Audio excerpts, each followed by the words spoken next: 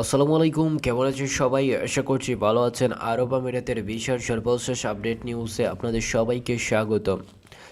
বর্তমানে আরব আমিরাতের রেসিডেন্ট ভিসাধারীদের জন্য দারুণ একটা সুখবর দিয়েছে আরব আমিরাত সরকার। বর্তমানে আরব আমিরাতে যেই সমস্ত প্রবাসীরা রেসিডেন্ট ভিসাধারী রয়েছেন তাদের জন্য আরব আমিরাত সরকার এই মুহূর্তে যে দারুণ সুখবর দিয়েছে সেটি হচ্ছে আপনারা 9টি দেশে without work permit, without visit, মানে উইথআউট ভিজিট ছাড়াই কিন্তু যেতে পারবেন আরব আমিরাত থেকে সরাসরি যে 9টি দেশে। তবে কোন কোন দেশে যাওয়া যাবে সেটা এই মুহূর্তে আরব আমিরাত সরকার সেটা ঘোষণা করেনি। ঘোষণা করার সাথে সাথে আপনাদেরকে জানিয়ে দেবো যে এই চ্যানেলটি সাবস্ক্রাইব করে রাখবেন।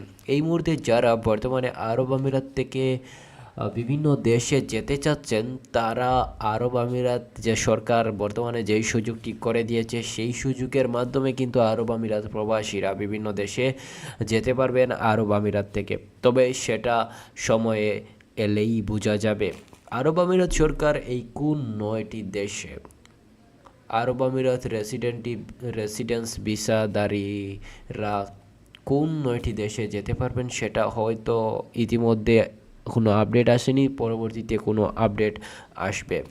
তবে বর্তমানে বাংলাদেশ থেকে যারা আরব আমিরাতে এই মুহূর্তে যেতে চাচ্ছেন তারা এই মুহূর্তে কোনো যাওয়ার সুযোগ পাচ্ছেন না, কেননা এই মুহূর্তে বর্তমানে আরব আমিরাতের ভিজিট ভিসাও বন্ধ রয়েছে, অর্থাৎ ভিজিট ভিসায় ও বর্তমানে বাংলাদেশ থেকে সরাসরি যাওয়া যাচ্ছে না। তাছাড়া বর্তমানে কোনো ধরনের ভিসা চালু নেই। লেবার ক্যাটাগরির ভিসা, ক্লিনার ভিসা, এই ক্যাটাগরির ভিসাও বর্তমানে চালু নেই। তবে লেবার ক্যাটাগরির ভিসা খুলে দেওয়ার জন্য বিভিন্নভাবে বাংলাদেশ সরকার চেষ্টা করছে। বাংলাদেশ সরকার বিভিন্নভাবে আরব আমিরাতের সরকারদের সাথে যোগাযোগ করার চেষ্টা করছে।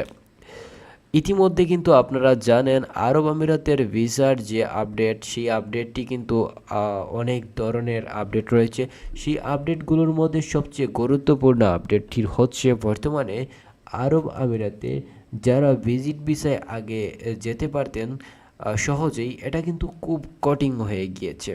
ধীরে ধীরে কিন্তু আরব আমিরাত সরকার কঠিন করে তুলেছে বাংলাদেশিদের জন্য।